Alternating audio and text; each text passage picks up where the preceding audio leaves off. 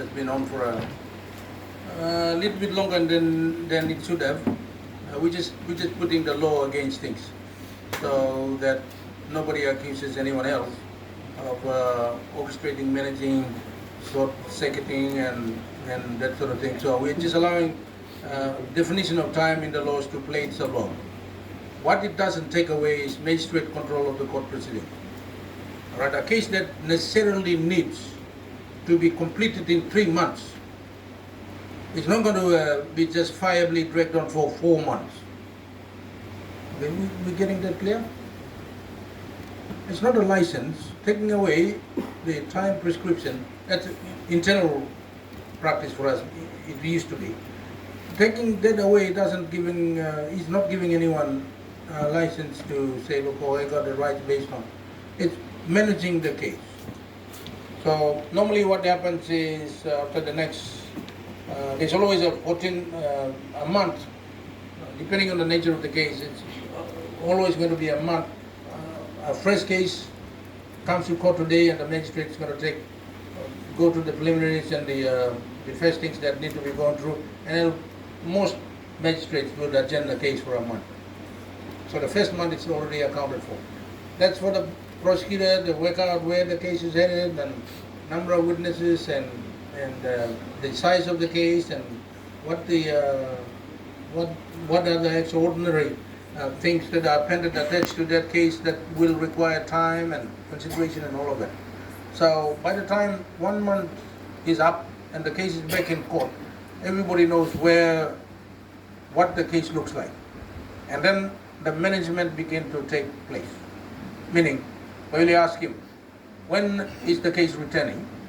And the prosecutor would by that time be advised by the case officer, the CID, is the way it's headed. Now, if by that date a prosecutor is telling the court that no, they just need 14 days. Files are ready. We're waiting for the people in the office to bind up court files and need to be saving, and okay, then that 14 days will be granted. Everybody is agreeable to it. If there is going to be a change of the time prescription and different considerations come in, you're going to have to put it down on the records. That goes for the magistrates and that goes to the police as well. Everybody is accounting for the actions. Okay? And the moment, and listen to this, the moment the case is set down for the files to be saved, the case is ready, and that's on the records. We getting that? It's on the records. Case is ready, files are needing to be saved. And the next time somebody wants an adjournment, it's going to have to be why, meaning files are impossible or cannot be saved at this time, meaning somebody has escaped or moved jurisdiction or something like that. It's not going to be a new reason. That's keeping predictability on the table. All right, so it's going to be managed, and this thing about taking away time is not going to be getting anyone excited. It's as long as we understand it, huh? And magistrates also are accountable. Once that is done, and we make sure if a case is advanced before a magistrate to a certain the ruling stage, we're not going to get that magistrate out of it.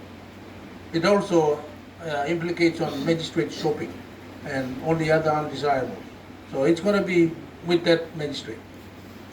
So on our part, in that first 1 month, we're working out which magistrate is capable of dealing with it. Sometimes there's, complicated commercial, some things might require me and the SPM on the ground to be shifting magistrates around.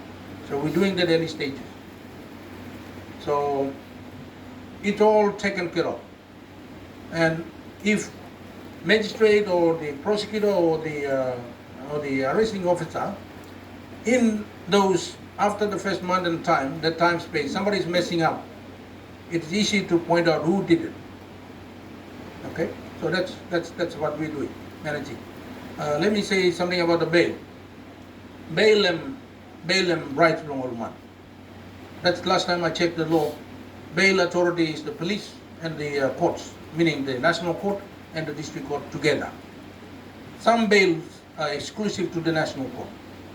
Magistrates have no business even thinking about it. All right? and the police likewise. Everything else is within your jurisdiction. Deal with it. We're not going to have some person locked up for 6 months because you can't, you think the case is serious enough. If people want bail, tell them to do formal bail application. That's the approach with the courts are taking now. And what that means is we're going to be asking for the added things that ensure attendance in court. Bail, remember, is to make sure people attend court, not because they are not guilty. We understand that? Bail is to make sure people attend court duties, not because they are guilty or presumed guilty. And it's definitely not because it's a serious case. You can deal with the seriousness side of things by putting all the extra responsibilities and not moving house, not getting married, or doing all the other things that they need to stay within jurisdiction and attend bail court duties. So bail, let me right. The police oftentimes are weaponizing the bail discretion, and that's not acceptable. I've told the police commissioner at the gathering before, and arrest him all month long Friday, long weekend coming up. Monday is holiday, and say, look, okay, you charge at midnight on Friday. That's nonsense. We have a role to play, and the law is a useful thing to organize society. It's not a weapon. All right? Exercise discretion in accordance with the law.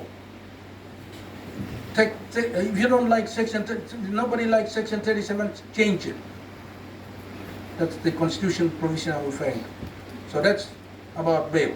And bail conditions are monitored regularly in those appearances. If somebody is messing up with witness, if somebody is doing things that they're not supposed to be doing, then you can bring him back, revoke him. And by the way, that leads me to that other thing about national court granting bail, and somebody is not attending up in the communal hearing day or some other things, interfering with witness, and the first entry point for the unacceptable behavior to be broadcast is that in the court. And it's up to the magistrate to revoke that bail. We together? National court has granted somebody bail to turn up in your court. If nobody's turning up, revoke the bail. Have them remanded. That's that. Like I said, there's a few other things we're working on, including the uncertainties around Section 94, 95. There's been the way Section 196 sort of seemingly allowing people to have two different rulings and that sort of thing. That's a matter of reform. We're working with the CLRC, Constitution and Law Reform Commission.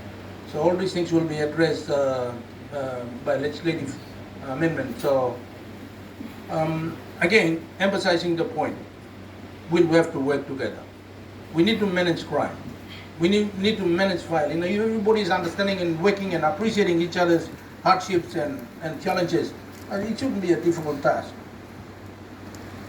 And this thing about people being unhappy about magistrates crossing the black line and going into acquitting people when they should be just merely assessing the strength of the case and tossing out untenable cases and committing out the rest of them, we're working on that. That's my job.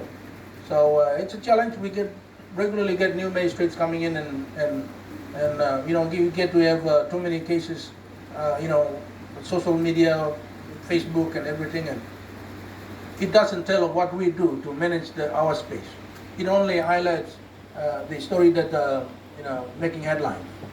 So respect the stuff. Thank you.